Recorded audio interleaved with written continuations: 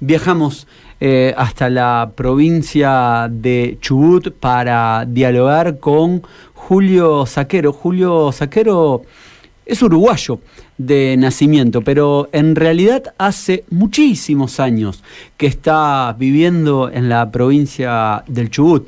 Es representante de la Asamblea Permanente de Derechos Humanos en la comarca andina y además uno de los querellantes de la causa Maldonado. Y a él en este momento estamos saludando. ¿Qué tal, Julio? ¿Cómo te va? Buenas noches. ¿Qué tal? Buenas noches. Te agradecería si subís un poquito el volumen para... ¿Cómo no? Mejor. ¿Cómo no? Ahí Gustavo Viera, nuestro operador, está subiendo el volumen. ¿Cómo nos está recibiendo ahora? Mejor, gracias. Bueno, me alegro mucho. Julio, primero apelo a toda tu humanidad. ¿Cómo estás viviendo estas horas? Mirá, decir que estoy viviendo como en una pesadilla es poco. Estamos viviendo momentos muy angustiantes, digamos. Lo que sucedió ayer... Estuvimos muchas horas, prácticamente desde las 8 de la mañana hasta las 12 de la noche en el pull-off, en el predio que han recuperado la pull-off, la comunidad mapuche de aquí de Cuyamen, y todo eso que hemos vivido ayer lo tenemos todavía grabado en el corazón, ¿viste? No podemos, y en la mente, por supuesto, no podemos salir de esas imágenes que hemos vivido allí, de lo que hemos sentido en consonancia con la comunidad mapuche y con la familia Maldonado especialmente, ¿no? Ha sido muy fuerte eso, son impresiones que te marcan de por vida, creo. Así que bueno, estamos todavía elaborando todo eso, por eso nuestro silencio, nuestra no comunicación todavía hacia el exterior, así que esperamos que sepan comprender que hay cosas que hoy la familia Maldonado habló, no sé si siguieron la conferencia de prensa. Sí, ellos han dicho palabras muy sentidas, igual que los especialistas que estaban ahí, tanto la doctora Heredia como Alejandro Inchorrat y Corigliano, que son especialistas, y creo que y tanto Santiago, Sergio Maldonado como su esposa Andrea han dicho con toda fuerza y claridad lo que nadie podría decir con tanto vigor, con tanta honestidad, digamos, ¿no? Así que nosotros nos referimos a esas palabras, estábamos esperando justamente que hablaran ellos para poder nosotros comenzar a elaborar nuestro pensamiento y expresarnos, ¿no? Por eso... Claro. Respetamos, por supuesto, el silencio humano y el silencio judicial, sobre todo en esta etapa. Si hay que contar esta historia de Maldonado, una de las primeras preguntas es: ¿por qué se llegó a esto, Julio? ¿Qué antecedentes hay para que exista un caso Santiago Maldonado en la zona? Mirá, esto se instaló precisamente hace casi 3 años, 2 años y 8 meses, un 13 de marzo del 2015, cuando un grupo de jóvenes mapuches decidieron recuperar el territorio de sus ancestros, que tienen que ver con la campaña del desierto, justamente, de Lonco Nahuelquir, que es uno...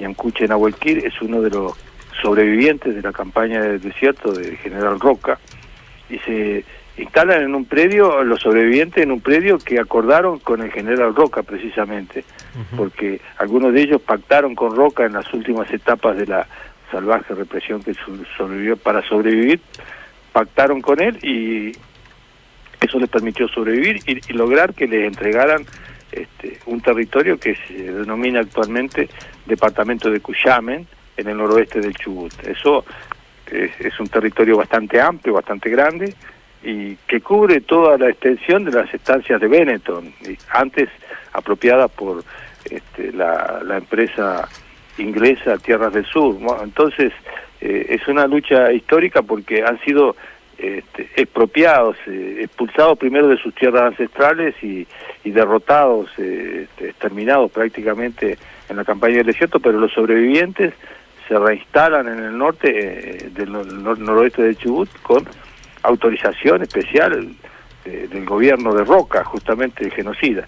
Y esto se hace en base a un reconocimiento de que existían esas familias y que necesitaban un territorio para sobrevivir, y los confinan en lo que consideraban en ese momento desierto inhabitable, ¿viste? Es un pedregal enorme, pero que lindera las tierras fértiles del valle del río Chubut, eso hay que decirlo. Están tanto de un lado como del otro del territorio el río Chubut divide toda esa zona, y los alambrados en ese momento no existían, fueron cercando poco a poco lo que se denominó por parte del gobierno de Roca Colonia Agrícola Pastoril Cuyamen. Yo vivo a 30 kilómetros de allí, en la localidad del Hoyo, y es un valle hermosísimo entre Puyén y el Hoyo, a la vera del río Puyén, pero hace parte, y hoy yo lo siento así cada vez con más fuerza, es territorio mapuche tehuelche, porque hay un parentesco original en Nahuel Quir, el lonco, el cacique tradicional, mítico casi diría, de Cuyamen, de la ciudad de Cuyamen, que se casa con una de sus esposas, su segunda esposa es Casimiro, hija del cacique Casimiro, que es tehuelche. De allí vienen los Facundo Jones Guala y todos los Guala que están perseguidos, heridos, porque es toda una familia que está muy perseguida por gendarmería y por todas las represiones que se han instalado. Uno de ellos, Facundo, lleva en la cárcel ahora desde junio, ilegalmente. Es la segunda prisión que recibe aquí en Argentina, siempre por la misma causa, que es un dudoso pedido de extradición a través de Interpol que viene de Chile, pero en realidad, según nuestros conocimientos, ha sido fraguado entre los servicios de inteligencia que han actuado todo este tiempo, de la AFI, Agencia Federal de Investigaciones, de la provincia del Chubut y otras fuerzas como Gendarmería, y fraguado en Argentina y enviado a las fuerzas represivas chilenas, y entre no se llaman AFI, allá se tienen de otro término, pero dependencia de inteligencia, y reenviado a Argentina como pedido de extradición. Así que es una maraña jurídica, pero totalmente equívoca, fraudulenta, ilegítima. Primero lo aprisiona Otranto, después lo libera porque no considera que no hay mérito en todo eso, y hay en la causa de extradición también la elimina porque se comprueba que hay elementos de inteligencia que han actuado, que han torturado incluso a testigos clave. Bueno, la desecha y le da la libertad a Facundo Guala. Después, tiempo después, meses después, lo encuentra en un cruce de gendarmería, del control de gendarmería en Villegas, antes de llegar a Bariloche, en un viaje que hacía en automóvil con gente de su familia, Facundo a visitar a su madre, y lo investigan allí, y salta que había todavía el pedido ese de Interpol estaba vigente porque el juez Otranto no lo había anulado cuando le dio la libertad. Así que lo detienen por segunda vez por la misma causa y sin motivo. El día que lo detienen, al día siguiente estuvimos en Bariloche hablando con el juez de Río Negro y de Neuquén, el doctor Villanueva, Gustavo Villanueva, y le fuimos a preguntar por qué lo habían detenido, y dice, no, porque saltó en el control que había un pedido de Interpol, pero no hay ninguna acusación del lado argentino, ninguna acusación penal u otra causa. Y bueno, pero si no hay una causa, ¿por qué lo detienen? Y dice, no, lo detenemos porque así es, y si Interpol lo pide, bueno, digo, pero eso está apelado ante la Corte Suprema de Justicia de la Nación y no se ha expedido sobre el fondo del asunto, porque la fiscal en su momento apeló el fallo de Otranto que negaba la extradición, y esa apelación todavía no se concretó en la Corte Suprema. ¿Por qué lo detienen? Dice, no, por las dudas, prácticamente fue por las dudas, para que no se escapara o no sé qué, no desapareciera. Bueno, lo tienen allí en una situación intermedia, porque además lo tenían encerrado en ese momento cuando lo vimos, en un cubículo de gendarmería de Bariloche. Bariloche no tiene una cárcel federal, entonces el juez no sabía. El juez Villanueva es un juez suplente de Leonidas Molde, que lo llevaron al Consejo de la Magistratura de Buenos Aires, ascendido, y él era el juez federal de Neuquén, Villanueva, que lo transforma en juez subrogante o suplente de Moldes, así que él está en Neuquén, pero se tiene que encargar de todo lo que pasa en Río Negro, además, y no tiene tiempo. Entonces nos dijo en ese momento, no tengo tiempo para leer el expediente. Digo, ¿por qué no ha leído el expediente de liberación de Facundo? Dice, no, como si tiene 800 fojas, ¿cómo lo voy a leer si acabo de tomarlo en prisión? Digo, bueno, ¿y qué va a hacer con él? Y bueno, lo tengo acá porque no hay cárcel, y si estoy dudando si lo mando a Neuquén, o que va a estar muy lejos de su familia, o lo mando a Esquel, donde tiene familiares. Y finalmente se decidió por mandarlo a Esquel. y allí lo recibe Otranto nuevamente. Quien lo había liberado es el juez que ahora lo tiene bajo su jurisdicción. Una cosa de Kafka, digamos, de ciencia ficción y de mala ciencia ficción. Así que está allí, y el entramado es este. Facundo es descendiente de Nahuel Quid. Los Yones Yone Guala, Facundo Yone Guala, pertenece entonces a la ascendencia o descendencia al árbol genealógico de Nahuel Quid, del Nahuel Quid, el fundador de todo este linaje mapuche tehuelche del noroeste del Chubut. Sí. Perdón, Julio, ¿en qué año llega Benetton a esa tierra? Bueno, Benetton, ya me saltás unas cuantas páginas de la historia, sí. Pero estamos en los años 90, en el menemismo. ¿Y cómo cambió todo cuando llegó Benetton? Mira, los alambrados comienzan a crecer, siempre crecen los alambrados, de noche crecen, crecen a oscuras, crecen en expedientes judiciales oscuros, crecen en fiscales y jueces oscuros, y todo eso en base a testimonios que hoy tenemos, porque hubo una gran reunión hace pocos días que un excelente periodista lo relata, retomando historias que están en una publicación que se ha hecho recientemente de los diarios o de la revista que tenía Osvaldo Bayer en Esquel, donde tuvo que, lo echan prácticamente, pierde su trabajo y lo echan de la provincia de Esquel, lo expulsan por las publicaciones que hacía. Y en una de las publicaciones cuenta cómo la familia esta de Facundo Yone Guala, sus abuelos, fueron despojados de todas las tierras por negociantes que se instalaron al principio vendiendo azúcar, hierba en un carrito, y les prestan una casita para que vivan y sobrevivan allí, y poco a poco, con manejes y tejes y manejes, se transforman en estancieros de la zona, y cómo esa gente los va despojando hasta embargarle todos los bienes, los animalitos y todos, y quedan en la calle. De ahí tienen que salir hacia Esquel o hacia Bariloche, algunos se desparraman.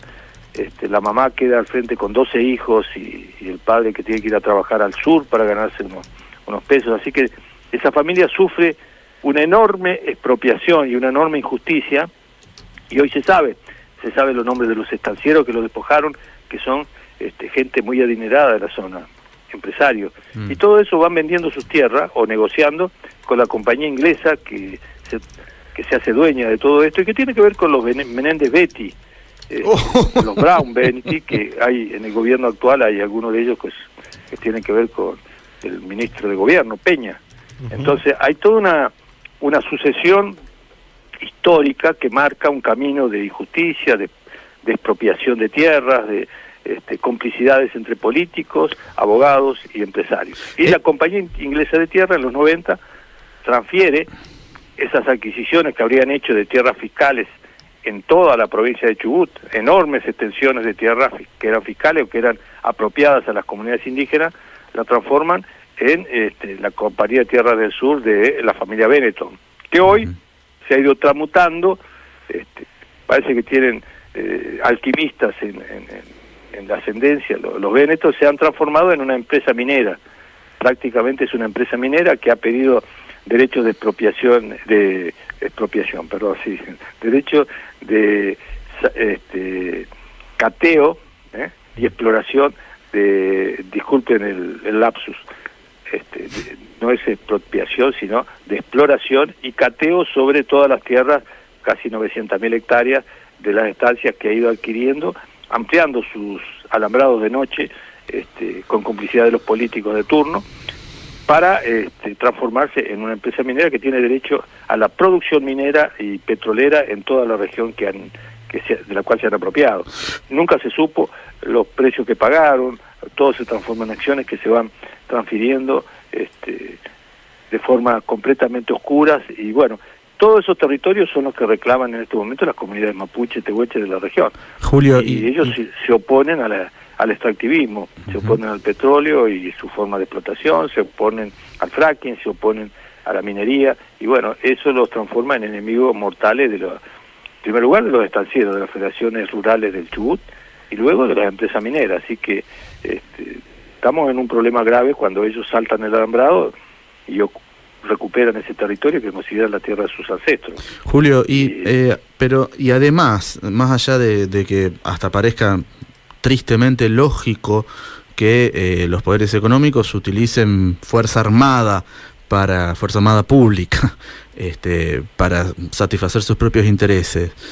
En la vida cotidiana de los mapuches y la descendencia de los inmigrantes en la zona, ¿cómo es la relación?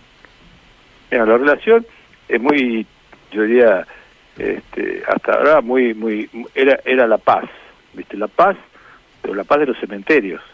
Hay una enorme cantidad de campesinos, mapuches y no mapuches, tehuelches, mapuches, que han ido muriendo o en cárceles o desapareciendo, y eso no ocupa muchas páginas en los diarios, pero está en los archivos judiciales y está en la vivencia de todos quienes trabajamos acá en la zona, en trabajos sociales o de derechos humanos en nuestro caso.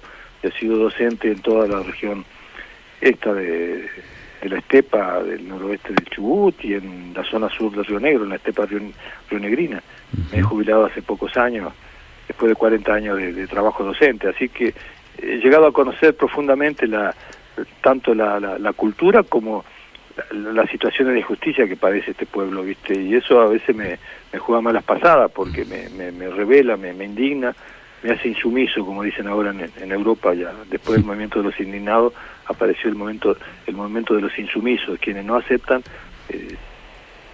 lo que te impone el poder, ¿viste? Y esa rebeldía que tienen los mapuches hoy es una insumisión, no aceptan lo que muchos de sus abuelos vivieron para sobrevivir, aceptaron, que era agachar la cabeza y seguir siendo peones y sometidos por los estancieros, ¿viste? Carne de cañón de alguna manera, porque cuando envejecían, y tengo la experiencia porque en algún momento compré, alguien vendía arreos de caballo, ¿viste? Todo lo que había hecho él para su montura la vendía y yo estaba comprando un caballo y necesitaba poner una montura, poner todo lo que se necesita para montar, porque mis hijos querían aprender a andar a caballo y bueno, yo les compro un caballito y contento voy a un lugar y veo un cartelito que dice vendo toda la montura y todo, y voy y me encuentro con un señor mayor, muy mayor, mapuche, que había sido peón de Benetton o de la estancia de los ingleses toda su vida, y al final de su día salió porque perdió su trabajo, ya no podía hacer el trabajo que hizo toda siempre, y entonces vendía todo su ajuar, toda su montura, que era lo más valioso que tenía. Entonces me hago amigo de este hombre y me muestra todo lo que había hecho, todo lo había hecho artesanalmente. Decía, esto es lo que me quedó de mi vida de trabajo, y se lo estoy vendiendo para sobrevivir. Vivía en una piecita al fondo de la casa de su hija en el Bolsón. Decía, esto es todo lo que me queda para vender.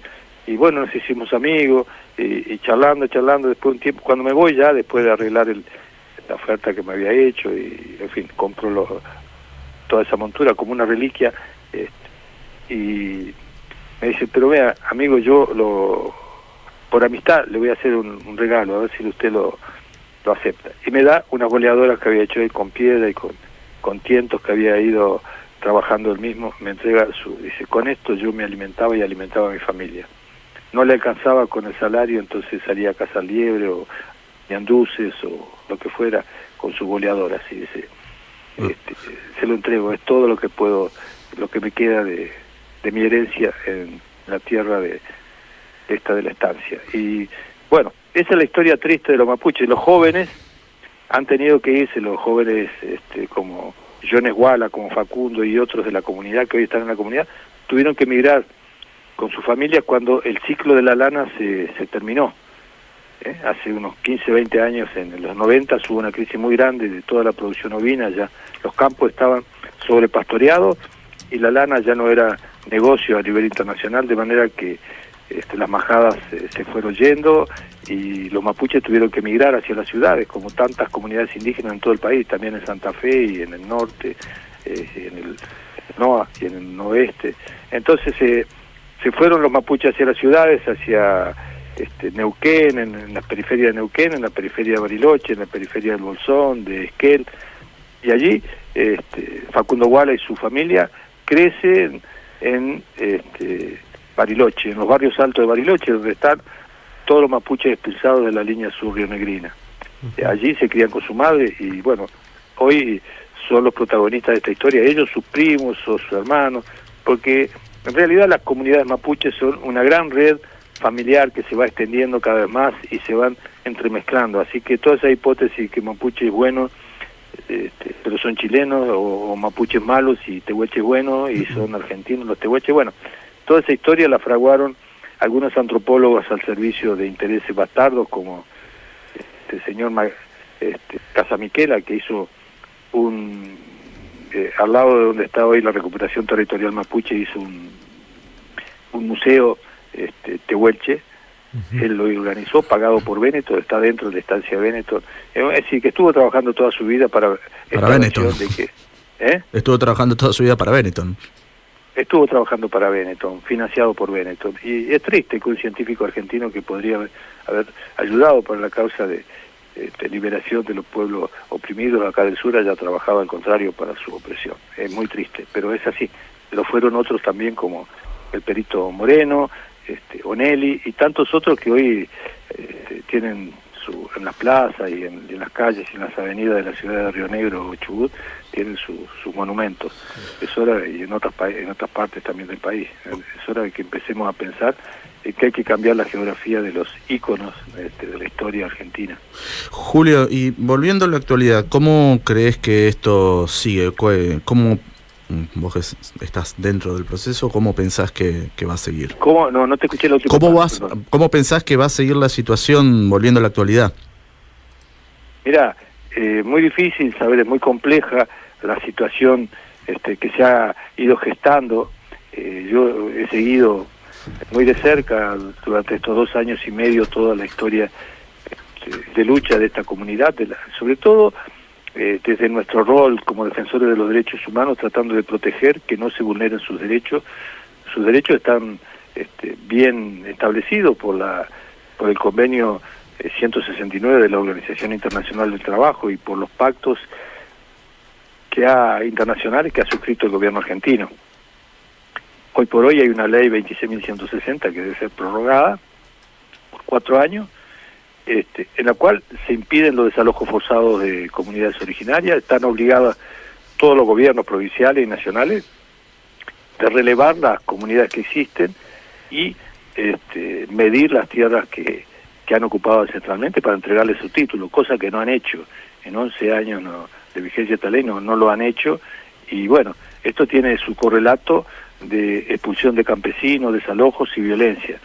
¿Cómo va a seguir esta historia? Por lo pronto es la lucha por mantener la recuperación territorial. En 2 años y 8 meses no han podido desalojarlos. Ha habido de todo tipo de represión, intentos de desalojo, intentos violentos de la policía provincial, de los grupos especiales, de los agentes de inteligencia y ahora de las fuerzas federales, cada vez más graves. En enero hubo una represión muy violenta, que primero de Gendarmería y luego cuando se retiró Gendarmería, por detrás vino la infantería de la provincia, de la policía de la provincia de Chubut, y valió a rajatabla a pocos metros, apuntando a matar y a la cabeza a 2 integrantes de la comunidad. Un hermano de Facundo Yoneguala, que recibió un balazo en la nuca que le hizo estallar los huesos del cráneo, y otro, un primo de él, Emilio, que recibió un balazo también en la mandíbula, que le explotó la mandíbula y tuvieron que ponerle una placa. Los 2 tienen dificultades para hablar, para auditivas, etcétera, ¿no? Eso fue gravísimo, y allí los policías desenfrenados que habían quedado en tierra liberada, en zona liberada, una vez que se retiraron los gendarmes, dijeron hay que matar a uno, hay que matar a uno. Bueno, esa frase se repitió sucesivamente. Eso fue en enero, y el 18, cuando hubo el gran allanamiento que ordenó el juez Otranto, digo gran porque nunca había presenciado algo parecido, nunca soñé que iba a pasar eso. Durante 2 días cercaron todo un territorio muy grande, impidiendo la circulación por la Ruta Nacional 40, tanto la policía de la provincia como Gendarmería, y eso fue el 31 de julio, y el 1 de agosto, cuando pudimos ingresar por la Ruta Nacional hasta llegar a la comunidad, nos encontramos con que el cerco era al interior de la comunidad. Es decir, que habían cercado un territorio ya de 50 kilómetros, antes serían 200 kilómetros, ahora serían 50 kilómetros cuadrados. Y era todo el predio donde estaba la comunidad. Allí actuó Gendarmería. Y ese día, el primero, desaparece Santiago Maldonado. Falta uno. Nosotros estuvimos frente en la tranquera clamando y gritando y pidiendo y suplicando que nos dijeran quién era el jefe, quién había dado la orden, qué orden judicial había o no, y si había herido, si había detenido, cómo era, y también diciendo a los gendarmes que nos impedían el paso: ustedes se están poniendo en un problema muy grave porque los políticos que ordenan esto se van a callar la boca y ustedes van a tener que salir a dar cuenta a los jueces y a los tribunales, cosa que en algún momento tendrá que empezar a suceder. Pero también vimos que había una responsabilidad muy grande de funcionarios nacionales que estaban por allí, entre otros, y se va destacando cada vez más el rol de Pablo Nocetti, que fue un defensor de los militares del 76 y que se hizo presente con mucha soberbia el día que comenzó el juicio contra Facundo Yoneguala. Ahí lo conocimos el 16 de agosto, por ahí. Del año pasado, el año anterior, pues. Y se mantuvo presente durante un periodo más de un año en la zona. Volvió el día de la represión, donde desapareció Santiago Maldonado. El día 31 estuvo reunido en Bariloche con todos los jefes de gendarmería de la región, más los jefes de otras fuerzas federales, y además con representantes de la policía provincial y de los gobiernos de Chubut y de Río Negro. Fue una operación netamente planificada ese día, y al día siguiente se encontraba otra vez Nocetti en los momentos que desaparecía Maldonado en la ruta, dialogando con los jefes de gendarmería. Así Julio,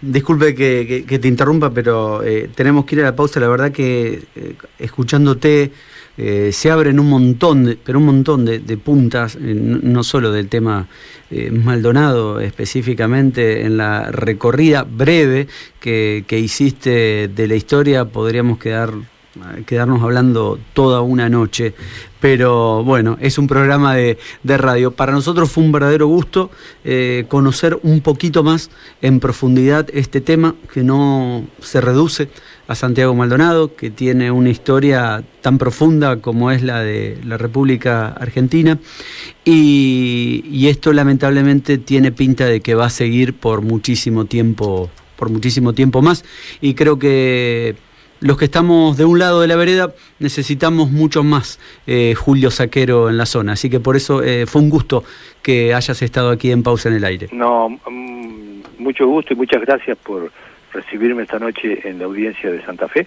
Y recuerdo algo para los más jóvenes: indaguen también un poco qué pasó con la forestal en la zona de la Cuña Boscosa, porque eso es santafesino, y allí también había poblaciones indígenas y campesinas que fueron expropiadas con el mismo sistema y con la misma represión. Eran otros gobiernos, eran otros tiempos. Allí había gendarmería y había policías que eran los dueños, junto con los grandes estancieros y las grandes empresas internacionales, de vida y muerte de los campesinos santafesinos. Yo creo que es hora de empezar a investigar todo eso con mucha seriedad y tenerlo presente en la mente de todos los ciudadanos. Gracias por esta ocasión que me dieron. Gracias a vos y por refrescar la memoria también de la forestal. Un abrazo grande. Un abrazo para ustedes. Lo escuchábamos a Julio Saquero, es el referente de la APDH y querellante en la causa Maldonado.